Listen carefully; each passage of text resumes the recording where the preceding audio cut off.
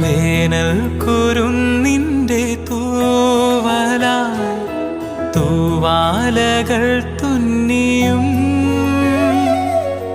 പാടാത്ത പാട്ടിൻ്റെ ഈണങ്ങളിൽ തേടുന്ന കാറ്റിൻ്റെ ഓളങ്ങളിൽ ഉള്ളിൻ്റെ ഉള്ളിലെ നോവിൻ്റെ നൊമ്പരം ഒരു നാളിൻ സംഗീതമായി പുല്ലാങ്കുഴൽ നാദമായി.